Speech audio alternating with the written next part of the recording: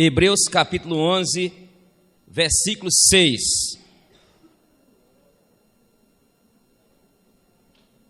Amém?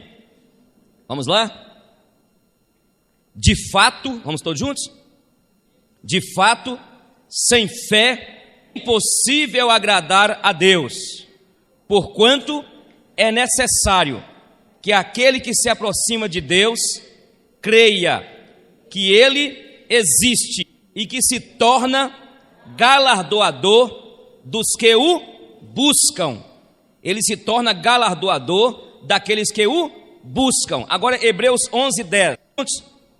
Porque Deus não é o quê? Hebreus 11, 10, 11, 9. Perdão, vai lá.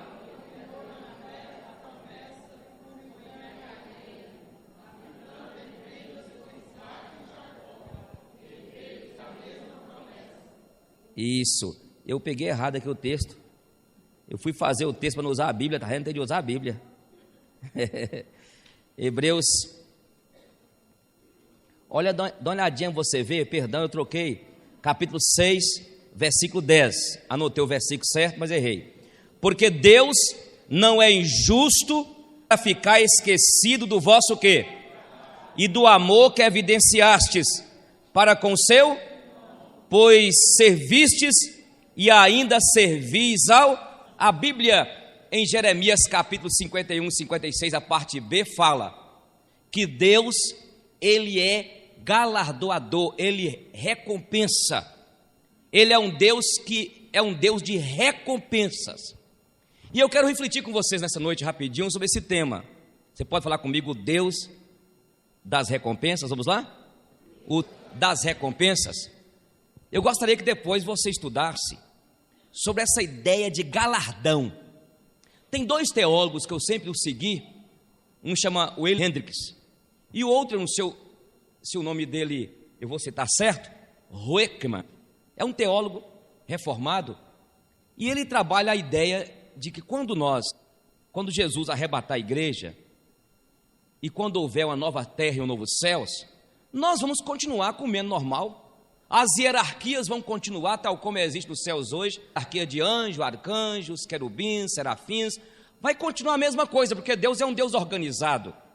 E ele trabalha a ideia seguinte, que assim como no inferno vai haver graus de penas para as pessoas que vão para lá, e ele fala o seguinte, não tem como uma pessoa que aparentemente foi boazinha aqui na terra, uma pessoa irrepreensível, uma pessoa que serviu à humanidade, mas não teve uma experiência com Jesus, e ele morreu sem Cristo, e uma pessoa que é um criminoso, que é um estelionatário, que é um corrupto, certamente vai haver graus de penas no inferno.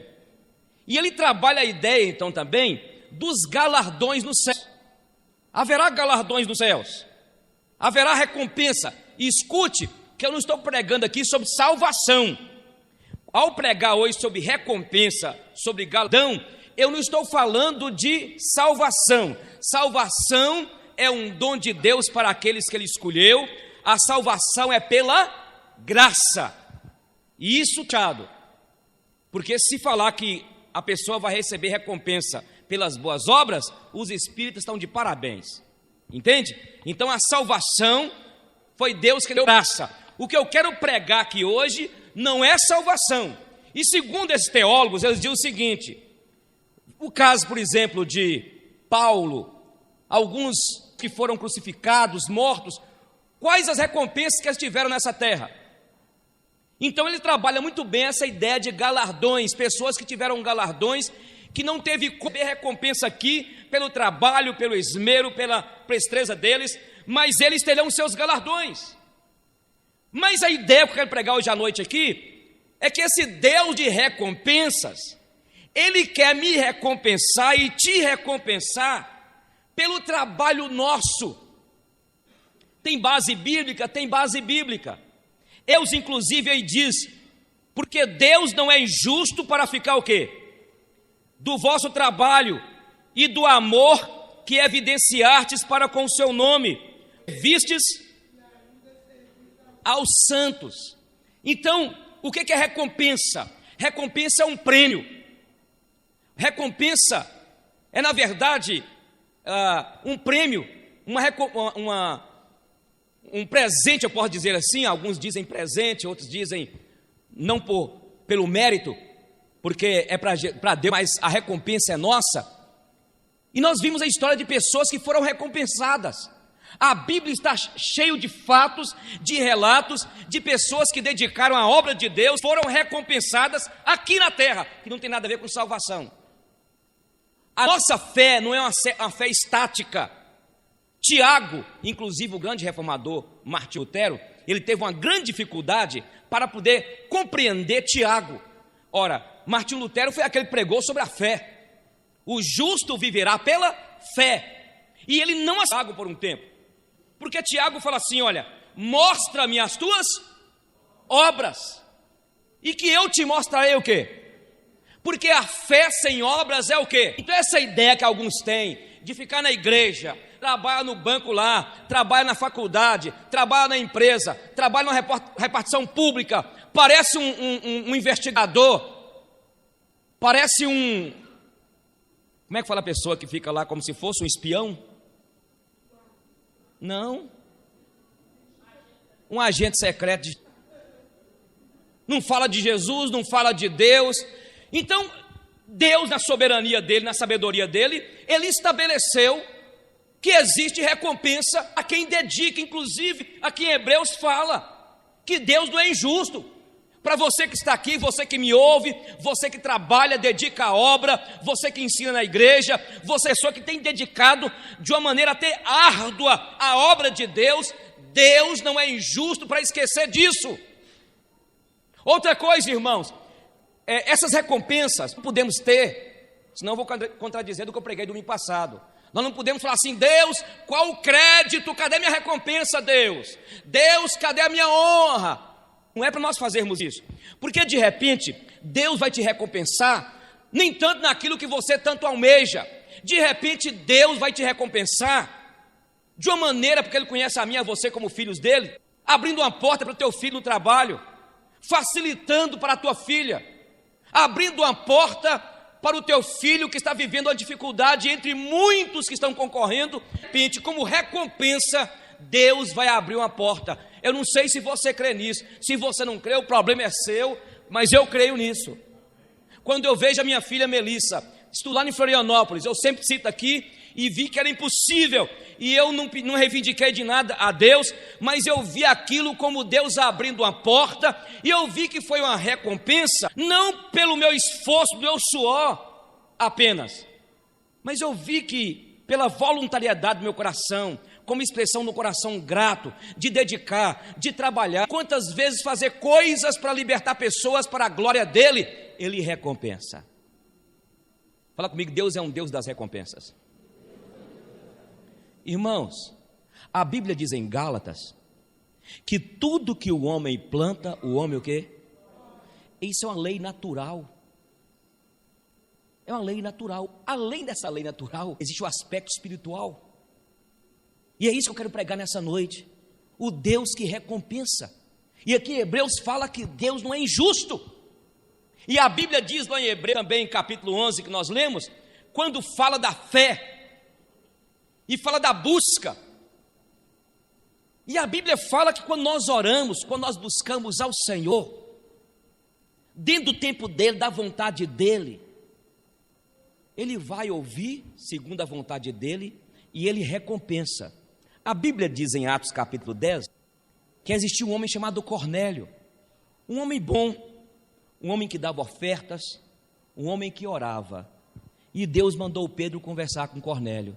E o anjo, de uma maneira maravilhosa, manifesta, fala com Pedro, dá uma visão maravilhosa e mostra para Cornélio que Cornélio, as orações dele, as esmolas dele, tinham sido vistas e aceitas por Deus, e Deus ouviu as suas orações.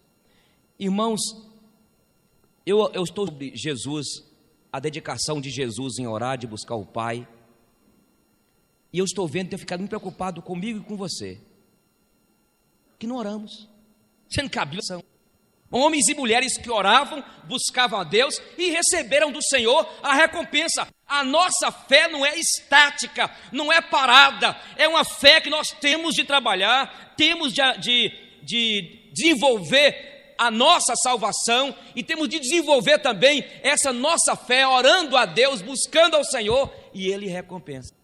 Nosso Deus é um Deus das... Segundo lugar, eu falei em primeiro lugar, oração. Não quero ficar muito atento a ela. Mas o segundo lugar, Deus recompensa quando nós investimos em pessoas. A Bíblia mostra em 1 Reis 17 que Deus havia falado com Elias, a fonte lá de Quiriate, e eu ordenei uma mulher que te sustente. Quando aquele profeta de Deus chegou naquele lugar, lá em Sarepta, aquela viúva, ele encontra com ela e fala assim: olha, faz um pão para mim. E ele falou assim: como profeta de Deus? Ela fala: eu só tenho um pouquinho de azeite na botija, um pouquinho de farinha da panela, eu vou então fazer o pãozinho, já peguei já os cavacos lá, vou fazer o pãozinho, vou comer com meu filho e o profeta Elias falou assim: olha, faça o pão, porque assim diz o Senhor, na tua panela não vai faltar farinha e na tua botija não vai faltar azeite. E enquanto houve a seca, Deus não deixou faltar a farinha da panela e o azeite da botija. Eu tenho aprendido o seguinte: Deus pode tocar no coração de alguém para fazer uma doação. Você concorda ou não? Deus pode tocar no coração seu para você fazer uma oferta. O que eu sou contra quando alguns pastores, alguns líderes pegam o texto de Elias 17 para poder ficar pedindo dinheiro na igreja, para construir as suas grandes catedrais e na verdade esquecem do princípio do texto, que Deus está interessado que invista mesmo em pessoas, em gente, em ser humano, que é precioso para Deus. Mas interessante que Deus havia tocado na viúva de Sarepta. Aí eu quero usar esse texto aqui para que você não seja manipulado por qualquer outra pregação. Se Deus tocar em teu coração para você fazer uma oferta boa, se Deus tocar em teu coração para você fazer uma doação, isso é questão pessoal sua. Sim. Entendeu o negócio? Agora, isso não podemos também ficar isentos de que nós podemos fazer no dia a dia nosso, independente de Deus tocar no coração, como voluntário, abençoar um colega de trabalho. De repente eu quero falar com você aqui, olha, lá no seu trabalho tem um colega seu que está precisando de uma ajuda, uma crise. Talvez é um colega que ganhou neném e está precisando de uma ajuda. E por que não você, crente, pegar do seu dinheiro, tirar uma oferta especial para abençoar aquela vida? Deus está interessado que nós valorizemos pessoas, gente. Eu fico preocupado com a nossa igreja aqui, queremos ampliar o templo aqui, queremos, mas nós tiver pessoas passando necessidade, na miséria, Deus está apontando o dedo de juízo para nós, porque Deus sempre preocupou com pessoas. O desejo de Deus é ter uma família, por isso que existe o Pai, o Filho e o Espírito Santo. O desejo de Deus é que nós sejamos uma família, onde possamos nós investirmos um nos outros, semear um no outro, e quando nós semeamos um no outro, uns nos outros, nós teremos a recompensa. Quantas vezes eu fui abençoado, porque meu pai foi uma bênção na vida de famílias em Salinas, em Ferreirópolis, em Taiobeiras, lá onde eu praticamente vivi. Então, em segundo lugar, a mulher investiu no profeta de Deus. Ela creu na palavra do profeta e ela resolveu sacrificar a vida dela e do seu filho, fazendo o pão. Coma, profeta, eu vou morrer, mas pode comer. Mas ela creu na palavra do profeta, que era a palavra de Deus. O que eu aprendo isso, irmãos? Dentro desse segundo aspecto aqui de Deus da recompensa, que recompensa quando você é generoso, quando você é um homem bom. De repente, há alguém na sua família precisando de ajuda, alguém da igreja. E a Bíblia diz em João 3,16 que o verdadeiro amor está nisto, que Deus deu a vida por nós e nós devemos dar a vida pelos nossos. Você tem coragem de dar a vida? Você tem coragem de sacrificar no mês lá um valor para um irmão que está passando nessa cidade? Eu falei aqui, não vou citar o nome por enquanto, porque também depende muito da firmeza das pessoas, mas a igreja vai fazer, Vinícius, um negócio chamado chá de construção. Você já viu isso? Chá de construção. Tem chá de bebê, tem chá de lingerie, isso, chá de espartilho, o que mais? Chá de panela. Agora inventaram para os homens chá de caldeirão. Chá de coelho? É mesmo? Imagina. Entendeu? Uma coisa que eu sempre discuti na igreja, quando um seminarista antigamente na igreja ia para o seminário, presta atenção, fica ligado aí, gente. Aí o pessoal falava assim: vamos fazer o chá para o seminarista, porque ele vai para o seminário. E aí comprava aqueles negócios tudo, né? Aqueles objetos pessoais. Mas por que a igreja não pode fazer um chá também? Um irmãozinho aqui é humilde, lutador, passou na faculdade aí, ou talvez ele veio de Salinas, numa região aí, uma luta aqui em Montes Claros. Por que a igreja não pode reunir, Walter? Vamos fazer um chá aqui para o irmão que está fazendo direito. Irmão, você faz direito lá, você estava fazendo errado. Você está entendendo a visão? Porque muitas vezes nós pegamos o seminarista e queremos sacralizar o seminarista porque vai ser o pastor, mas também o irmão que exercer a profissão como advogado, como pedagogo, como psicólogo, e assim, médico, e assim por diante, eles vão estar na vocação que Deus chamou. Então por que, aí voltando aqui, por que a igreja não pode fazer o chá? A irmã Márcia e o irmão João estão construindo a casa. Vamos fazer aqui o chá de construção. Quanto você pode dar, irmão? 500 tijolos? Quanto você pode dar, minha irmã? Ah, pastor, lá em casa tem um tanto de ferro, está meio podrezinho. Quanto você pode dar, irmã? Entendeu? Chega para o pedreiro que é irmão, e a igreja também entra com valor. O seguinte, pedreiro, quanto você pode fazer? O valor do pedreiro é 120. Você topa fazer a casa do irmão lá por 70, 80? Como doação da tua parte. Deu para você entender, irmãos? Deus é o Deus de recompensas, e quando nós trabalhamos para Ele, quando nós trabalhamos fazendo para o próximo bem, a Bíblia diz que quando a gente ajuda o necessitado, nós emprestamos a quem? Está na Bíblia ou não está na Bíblia? E ainda tem gente, ainda quer verbos. Está na Bíblia lá, então eu vou crer lá, que quem investe no necessitado, está emprestando a quem? Emprestando a Deus, meu irmão. Mas eu quero rasgar aqui e dizer para a igreja o seguinte, que eu não aguento nas igrejas, é uma petição miserável de dinheiro, e tem uma igreja aqui em Montes Claros, que eu não vou falar o nome não, mas tem 18 anos que eu estou aqui em Montes Claros, mas tem 27 anos que eu fui somar. Esta igreja está reformando e nunca termina. Para onde vai o dinheiro? Mas essas igrejas que o pastor é dono da igreja, aí pronto, ele pega o dinheiro tudo, sei lá. Não tem condições, ué? Uma igreja menor do que a nossa tem 27 anos, e alguém da igreja falou assim: pastor, eu saí de lá, sabe por quê? É campanha em cima de campanha, e a igreja continua aquela névoa na parede, ácaro de tudo mais. Então nós temos que priorizar relacionamentos. Não sou contra construir o templo, não sou contra ter bons instrumentos, mas Deus quer que nós sejamos uma família, que nós possamos investir para que através disso, irmãos, nós possamos ver o valor que há de ser de Deus e ser a família de Deus, e o valor está em nós preocuparmos uns para com os outros. Você pode dar glória a Deus? Eu quero, só para a gente começar a terminar, mas eu gostaria que você repetisse comigo aí, o versículo aí do capítulo 3, versículo 10, porque Deus não é o quê? Injusto para ficar o quê? Do vosso trabalho e para com o seu nome, e que mais? Escuta, meu irmão, eu falei de oração, fiquei mais parado aqui de investir em pessoas, porque Deus está querendo a família, relacionamento. Deus quer relacionamento. Deus quer que eu e você investamos em pessoas.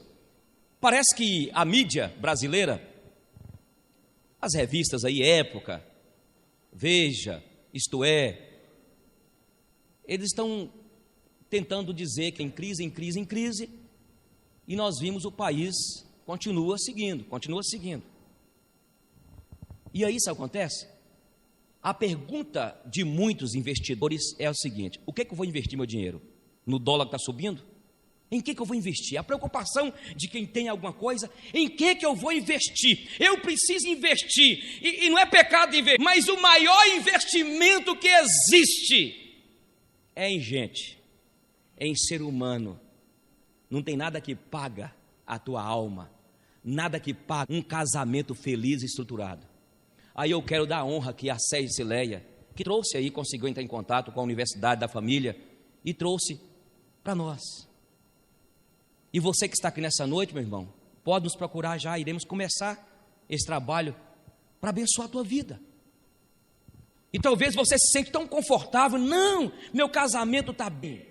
Não existe casamento tão bom que não possa ser melhorado. E aí, a preocupação minha e de muitos é: as pessoas estão tão preocupadas em ganhar dinheiro, em deixar o futuro para os filhos, preocupados, mas estão esquecendo da essência. E talvez você que é casado, que está aqui, vai ter de um de vocês deixar o trabalho para cuidar melhor dos filhos, porque depois, quando lá na frente entrar o casamento num beco sem saída, talvez vai ser sem saída mesmo. E é por isso que, quando eu vi essa Universidade da Família, e quando o Sérgio e a Cileia conseguiram trazê-los aqui, e nós fomos fazer o curso, para nos preparar, irmãos, não existe nada que paga o investimento, né? Tão pouquinho. Nós gastamos com coisas efêmeras e precisamos de investir naquilo que é o mais importante. A Bíblia diz que nós somos tão preciosos que a nossa vida, a alma do ser humano vale mais do que o mundo inteiro. E eu fico de vez em quando com raiva quando alguém fala assim: dá um desconto. Quanto que eu encontro de casais? Um encontrão de casais? 50. Você está doido? Mas vai ali, compra uma pizza, gasta 70. Nós saímos do foco. Nós acabamos valorizando mais as coisas do que as pessoas. Então eu quero dizer para os irmãos nessa noite: a recompensa para você, minha irmã Sérgio e Cileia, Deus vai recompensá-lo, meus irmãos. Deus vai recompensar vocês. Deus vai recompensar Vinícius e Lília. Deus vai recompensar você que tem dedicado, você que é empresário, que tem tirado um valor por mês, além de dízimo, para abençoar uma instituição, para abençoar vidas. E quem sabe você que nessa noite, eu não estou pedindo para mim, e não quero ser orgulhoso não, graças a Deus nós também, graças a Deus, ô glória, foi, compramos até um apartamento agora financiado, aí é o perigo, né? Aí é o perigo, né? Quando eu fui comprar um apartamento, a mulher: só 30 anos, pastor, 30 anos não estou aqui mais não, moça. Onde você está? Onde que eu estou? Estou no céu. Mas compramos, bênção de Deus. O que eu vou falar aqui não é para mim. Igual um dia o cara falou assim: o pastor, de ser besta, eu quero dar para o senhor. Então tá bom, dá, vai, tá aí. Não é pedindo para mim. Talvez alguém aqui na igreja você poderá abençoar. Talvez um carro de um amigo seu está com os pneus careca. Tira a careca dele, como é que é? Dá um pneu novo para ele. E olha, se você não for abençoado, meu amigo, vai ser seu filho, vai ser sua filha, e bênção pega, viu? Bênção pega. Quando a bênção vier, e talvez tenha amigo seu junto, a bênção vai pegar neles também. É assim. Então invista, usa o dom que Deus te deu para poder investir nas pessoas, porque o nosso Deus é o da recompensa, Ele recompensa. E você que está aqui, minha irmã, meu irmão, você que me ouve e me assiste, talvez tenha dedicado à obra de Deus, dedicado a um grupo de comunhão, a célula, dedicado a ajudar o seu pastor, Você que trabalha em alguma instituição religiosa, dentro da igreja, Deus vai te recompensar. Trabalho é a melhor coisa que existe, irmão. E quando eu falo trabalhar para Deus, não é ser pastor, não. Não é ter cargo em igreja, não. Porque tem muita gente preocupada com cargo em igreja. Sabe como a gente trabalha para Deus? Você trabalha para Deus como psicólogo, como um advogado, como um médico, atendendo naquele posto não de gasolina, posto de saúde. Você chega em algumas instituições aí, rapaz, a pessoa está lá escrevendo e escrevendo, ela fica. Eu vim aqui, o doutor fulano está aí, ela nem te olha. Já viu o jeito assim? E até quem? Ou eu queria, a gente sentindo dor. Tem algum médico aí? Tem não. Ô miserável, se eu tivesse poder, eu arrancava essa dor e dobrava ela de você. Mas você é crente, e sabe como você vai dedicar a obra de Deus? Você vai dedicar a obra de Deus lá, atender a pessoa decentemente, com carinho.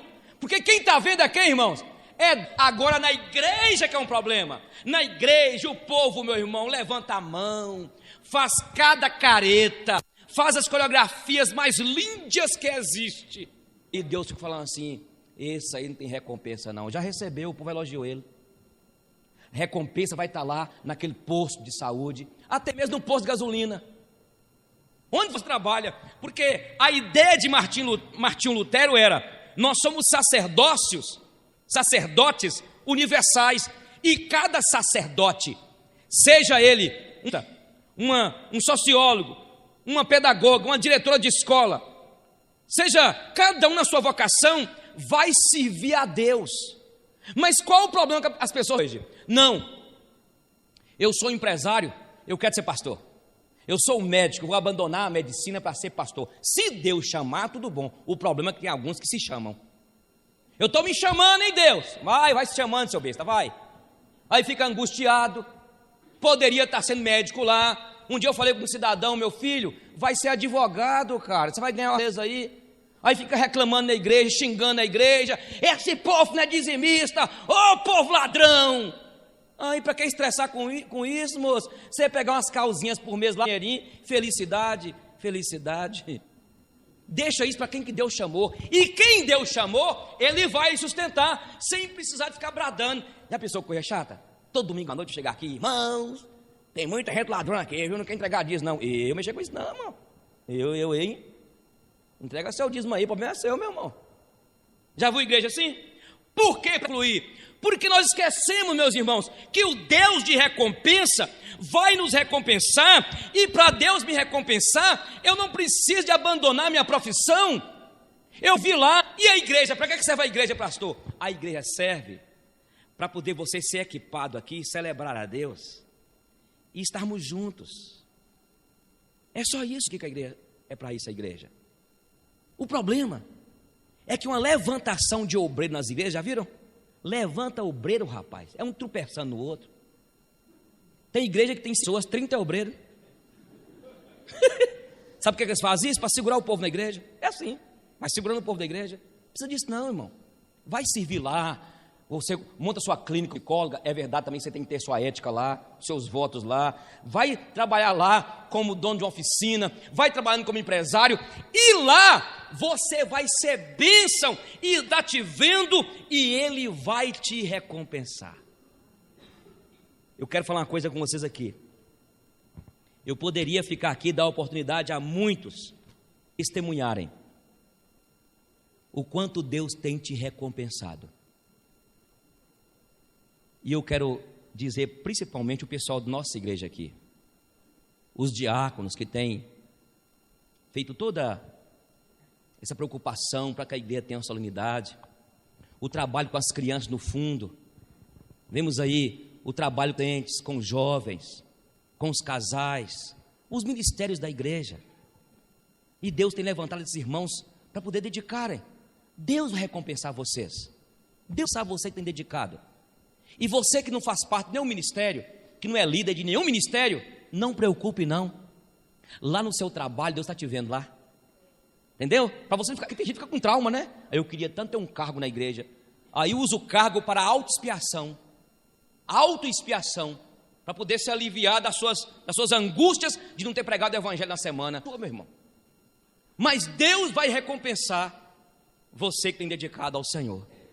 Deus te recompensa. Você que é professor, ser professor no Brasil, é um desafio. E é uma profissão que ninguém quer. Faça pedagogia, moça, faça pedagogia, ninguém quer. Mas se Deus te chamar para esse magistério, este sacerdócio, aceite, e Deus vai te recompensar. E olha, a recompensa pode ser material, mas pode ser também no astrológico. É você ver a sua filha vivendo bem, é você ver seu filho quebrantado na escola, sabe? Em meio àquela corrupção, aquela situação de meninos se entregando às drogas, à prostituição, Deus está preservando ele. Isso é recompensa. E eu quero dizer para vocês aqui que eu creio nisso.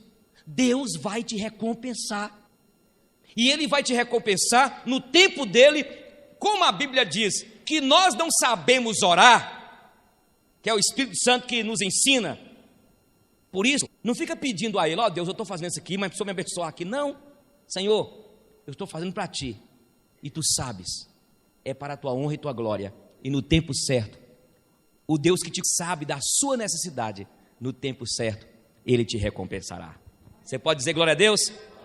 Amém. Vamos para a maior aventura de um ser humano é viajar. E a maior viagem que alguém pode empreender é para dentro de si mesmo. E o modo mais emocionante de realizá-la é ler um livro. Pois um livro revela que a vida é o maior de todos os livros. Mas é pouco útil para quem não souber ler nas entrelinhas e descobrir o que as palavras não disseram. Ser um empreendedor é executar os sonhos, mesmo que haja riscos. É enfrentar os problemas, mesmo não tendo forças. É caminhar para lugares desconhecidos, mesmo sem bússola. É tomar atitudes que ninguém tomou. É ter consciência de que quem vence sem obstáculos triunfa sem glória. É não esperar uma herança, mas construir uma história. Quantos projetos você deixou para trás? Quantas vezes seus temores bloquearam seus sonhos? Ser um empreendedor não é esperar felicidade acontecer, mas conquistá-la. Augusto Cury.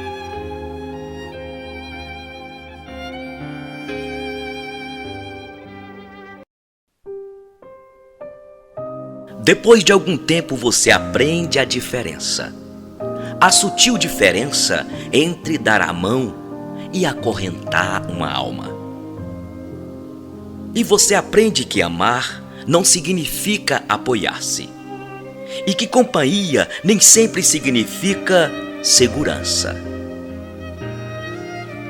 Começa a aprender que beijos não são contratos e que presentes não são promessas.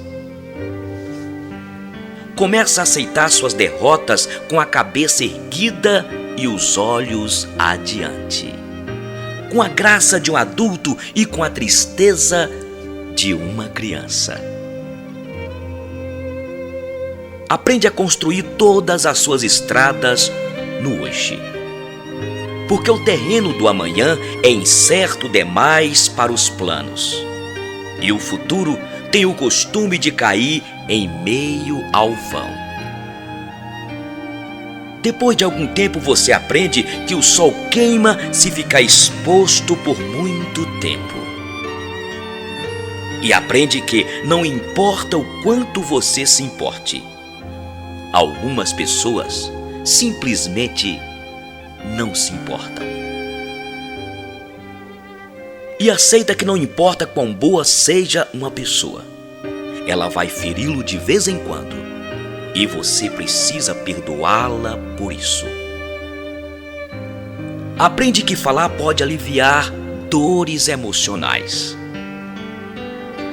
Descobre que se leva anos para construir confiança e apenas segundos para destruí-la. E que você pode fazer coisas em um instante das quais se arrependerá pelo resto da vida. Aprende que verdadeiras amizades continuam a crescer mesmo a longas distâncias. E o que importa não é o que você tem na vida, mas quem você tem na vida. E que bons amigos são a família que nos permitiram escolher. Aprende que não temos de mudar de amigos se compreendemos que os amigos mudam. Percebe que seu melhor amigo e você podem fazer qualquer coisa ou nada e terem bons momentos juntos. Descobre que as pessoas com quem você mais se importa na vida são tomadas de você muito depressa. Por isso, sempre devemos deixar as pessoas que amamos com palavras amorosas. Pode ser a última vez que as vejamos. Aprende que as circunstâncias e os ambientes têm influência sobre nós, mas nós somos responsáveis por nós mesmos. Começa a aprender que não se deve comparar com os outros, mas com o melhor que pode ser. Descobre que se leva muito tempo para se tornar a pessoa que quer ser e que o tempo é curto. Aprende que não importa onde já chegou, mas para onde está indo. Mas, se você não sabe para onde está indo, qualquer caminho serve. Aprende que ou você controla seus atos, ou eles o controlarão. E que ser flexível não significa ser fraco, ou não ter personalidade. Pois não importa quão delicada e frágil seja uma situação, sempre existem, pelo menos, dois lados. Aprende que heróis são pessoas que fizeram o que era necessário fazer, enfrentando as consequências. Aprende que paciência requer muita prática. Descobre que algumas vezes a pessoa que você espera que o chute quando você cai é uma das poucas que o ajudam a levantar-se. Aprende que a maturidade tem mais a ver com os tipos de experiência que teve e o que você aprendeu com elas, do que com quantos aniversários você celebrou. Aprende que há mais dos seus pais em você do que você supunha. Aprende que nunca se deve dizer uma criança que sonhos são bobagens. Poucas coisas são tão humilhantes e seria uma tragédia se ela acreditasse nisso. Aprende que quando está com raiva, tem o direito de estar com raiva. Mas isso não te dá o direito de ser cruel. Descobre que só porque alguém não o ama do jeito que você quer que ame, não significa que esse alguém não o ama com tudo o que pode.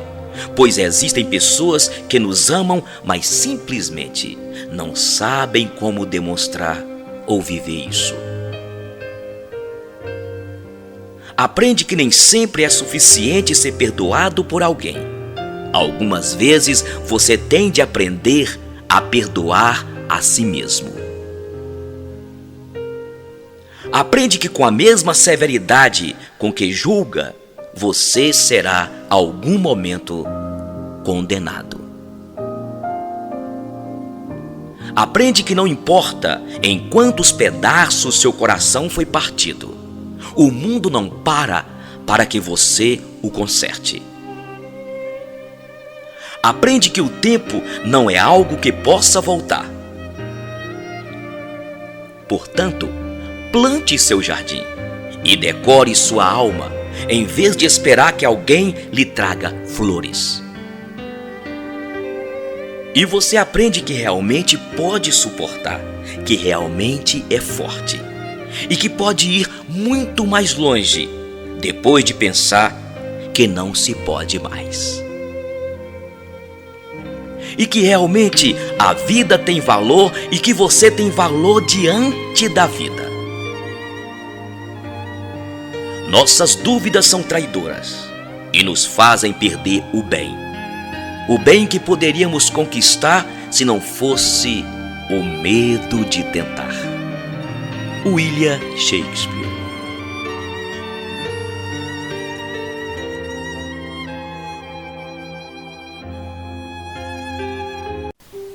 Bill Gates foi convidado por uma escola secundária para uma palestra. Chegou de helicóptero, tirou o papel do bolso onde havia escrito 11 itens. Leu tudo em menos de 5 minutos. Foi aplaudido por mais de 10 minutos sem parar. Agradeceu e foi embora em seu helicóptero. O que estava escrito é muito interessante. Preste atenção. Em primeiro lugar, a vida não é fácil. Acostume-se com isso. Em segundo, o mundo não está preocupado com a sua autoestima. O mundo espera que você faça alguma coisa útil por ele, antes de sentir-se bem com você mesmo. Terceiro, você não ganhará $20 mil por mês assim que sair da escola.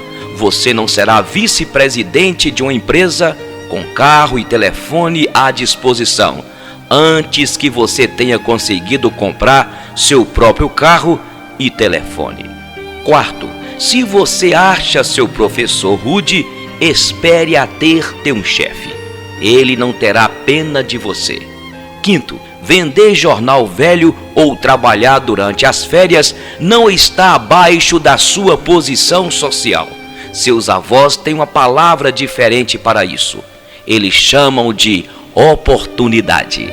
Sexto, se você fracassar, não é culpa de seus pais. Então, não lamente seus erros, aprenda com eles. Sétimo, antes de você nascer, seus pais não eram tão críticos como agora. Eles só ficaram assim por pagar suas contas, lavar suas roupas e ouvir você dizer que eles são ridículos. Então, antes de salvar o planeta para a próxima geração, querendo consertar os erros de geração dos seus pais, tente limpar seu próprio quarto. Oitavo, sua escola pode ter eliminado a distinção entre vencedores e perdedores, mas a vida não é assim. Em algumas escolas, você não repete mais de ano e tem quantas chances precisar até acertar. Isto não se parece com absolutamente nada na vida real. Se pisar na bola, está despedido. Rua, faça certo da primeira vez. Nono, a vida não é dividida em semestres. Você não terá sempre os verões livres e é pouco provável que os outros empregados o ajudem a cumprir suas tarefas no fim de cada período. Décimo, televisão não é vida real. Na vida real, as pessoas têm que deixar o barzinho ou a boate e ir trabalhar. 11º, seja legal com os CDFs, aqueles estudantes que os demais julgam que são uns babacas. Existe uma grande probabilidade de você vir a trabalhar para um deles. Bill Gates.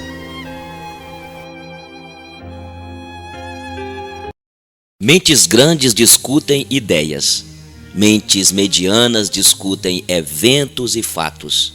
Mentes pequenas discutem pessoas. Não podemos crer na total transparência das pessoas. É preciso aceitar que os outros têm segredos e regiões de solidão. A maior prova de amor é manter-se à distância e não forçar a entrada. Deus dá alimento a todos os pássaros, mas não os joga no ninho. Deus ajuda, mas espera que você faça no mínimo. a sua parte. Aquele que perde dinheiro, perde muito. Aquele que perde amigo, perde muito mais. Mas aquele que perde a fé, perde tudo. Pessoas jovens e belas são obras da natureza. Pessoas idosas e belas são obras de arte, e ambas são obras de Deus. Aprenda com os erros alheios. Você não viverá tempo para cometer todos sozinho. A língua pesa praticamente nada, mas poucas pessoas conseguem segurá-la. Amigo, eu e você trouxe outro amigo e já formamos um time. Este time não tem começo e nem fim. O diferencial da vida é viver com amor e buscar diariamente o verdadeiro sentido de viver, ser feliz e estar com Deus. Não espere ser feliz para viver. Não espere ser amado para amar. Não espere ficar sozinho para reconhecer o valor de um amigo. Não espere ficar de luto para reconhecer quem hoje é importante na sua vida. Não espere o seu melhor emprego para começar a trabalhar. Não espere a queda para lembrar-se do conselho. Não espere. Não espere a enfermidade para reconhecer o quão frágil é a vida. Nem espere encontrar a pessoa perfeita para então se apaixonar. Não espere a mágoa para pedir perdão. Não espere a separação para pedir a reconciliação. Não espere a dor para acreditar na oração. Não espere elogios para acreditar em si mesmo. Não espere. Não espere o tempo para servir. Não espere que o outro tome a iniciativa se você foi o culpado. Não espere ouvir "eu te amo" para ouvir "eu também". Não espere ter dinheiro aos montes para então contribuir. Não espere o dia da sua morte para então amar a vida. Então, o que você está esperando? A águia é usada como símbolo dos que confiam em Deus. Este brilho é intenso e intensamente desde a sua origem. As águias podem levar um ano para voar sozinhas. Pessoas verdadeiras são como águias. Podem levar tempo para amadurecer. Podemos ver periquitos, pombos, andorinhas voando em bandos. As águias não. Elas estão sempre sozinhas. Elas ficam no alto, olhando o azul infinito. Não tenha medo de ficar só. Geralmente, o cristão anda na contramão da vida. Voe alto, embora os que voam alto não sejam compreendidos. São, em vez disso, temidos, criticados e muitas vezes condenados. O que fazem as águias quando as tormentas vêm? Elas se escondem, abrem as suas asas e a enfrentam corajosamente. Elas sabem que acima das nuvens escuras, da tempestade e dos choques elétricos, o sol brilha. Na Escritura Sagrada lemos que os que confiam em Deus renovam as suas forças. Sobem com asas como águias, correm e não se cansam, caminham e não se fatigam. Nesta luta terrível, as águias podem perder penas e ferir-se, mas não temem e seguem em frente. Depois, enquanto todo mundo fica às escuras, elas voam vitoriosas, em paz, bem no alto. Finalmente, as águias também morrem. Mas eu pergunto, alguma vez você achou os restos mortais de uma águia? Nunca. Sabe por quê? Porque quando sentem que chegou a hora de partir, elas não se lamentam, não ficam com medo e voam tão alto o quanto podem. As águias procuram com os olhos o pico mais elevado, retiram as últimas forças de seu corpo cansado e voam aos picos inatingíveis. Lá esperam resignadamente o momento final. Até para morrer, as águias são extraordinárias. Talvez foi por isso que o profeta Isaías comparou os que confiam em Deus com as águias. Quem sabe você não tenha hoje, diante de si, um dia cheio de desafios. Alguns deles podem parecer impossíveis, mas lembre-se de descansar na paz do nosso Deus. E depois partir para a luta como quem vai para uma festa, sabendo que além da tormenta, o sol estará lá, brilhando.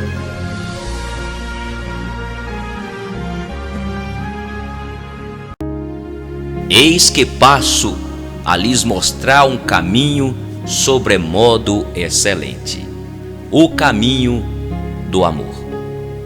Ainda que eu fale a língua dos homens e dos anjos, se não tiver amor, seria como o metal que soa ou como o símbolo que retine. E ainda que tivesse o dom de profecia e conhecesse todos os mistérios e toda a ciência, e ainda que tivesse toda a fé, de maneira tal que transportasse os montes, se não tivesse amor, nada seria. E ainda que distribuísse todos os meus bens para o sustento dos pobres, e ainda que entregasse o meu próprio corpo para ser queimado, se não tivesse amor, nada disso me aproveitaria. O amor é sofredor, é benigno. O amor não é invejoso, o amor não se vangloria, não se ensoberbece, não se porta com inconveniência, não busca os seus próprios interesses, não se irrita, não suspeita mal, não se regozija com a injustiça, mas se regozija com a verdade. Tudo crê, tudo sofre, tudo espera, tudo suporta. O amor jamais acaba, mas havendo profecias, serão aniquiladas. Havendo línguas, cessarão. Havendo ciência, desaparecerá. Porque em parte conhecemos e em parte profetizamos. Mas, quando vier o que é perfeito, então o que é em parte será aniquilado. Quando eu era menino, pensava como menino, mas logo que cheguei a ser homem, acabei com as coisas de menino. Porque agora vemos como por espelho, em enigma, mas então veremos face a face. Agora conheço em parte, mas então conhecerei plenamente, como também sou plenamente conhecido. Agora, pois, permanece a fé, a esperança, o amor. Estes três, mas o maior destes é o amor.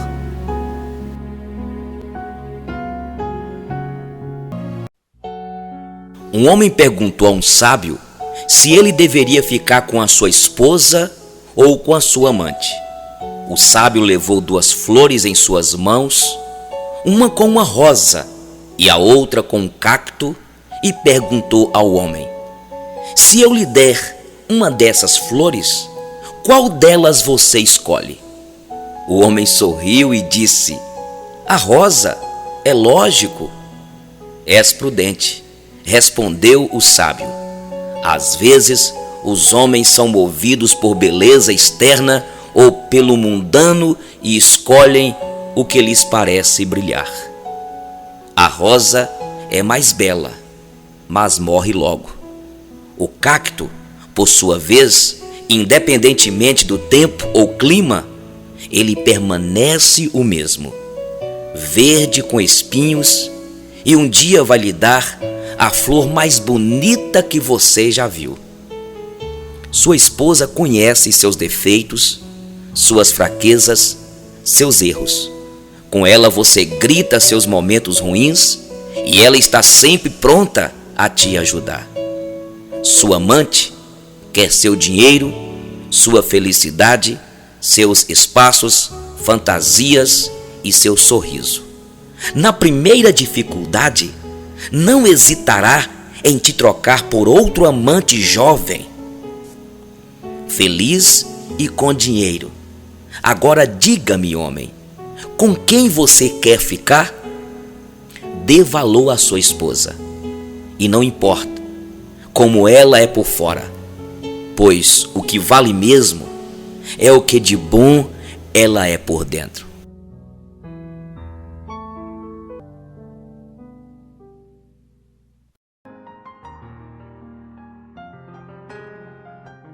Lembre do teu Criador enquanto você ainda é jovem, antes que venham os dias maus e cheguem os anos em que você dirá: não tenho mais prazer na vida. Lembre dele antes que chegue o tempo em que você achará que a luz do sol, da lua, das estrelas perdeu seu brilho e que as nuvens de chuva nunca vão embora. Então seus braços, que sempre o defenderam, começarão a tremer e as suas pernas, que agora são fortes, ficarão fracas. Os seus dentes cairão e sobrarão tão poucos que você não conseguirá mastigar sua comida. A sua vista ficará tão fraca que você não poderá mais ver as coisas claramente. Você ficará surdo e não poderá ouvir o barulho da rua. Você quase não conseguirá ouvir o moinho moendo ou a música tocando. E levantará cedo quando os passarinhos começam a cantar. Então você terá medo de lugares altos e até caminhar será perigoso. Os seus cabelos ficarão brancos e você perderá o gosto pelas coisas. Nós estaremos caminhando para o nosso último descanso. E quando isso acontecer, haverá gente chorando por nossa causa nas ruas.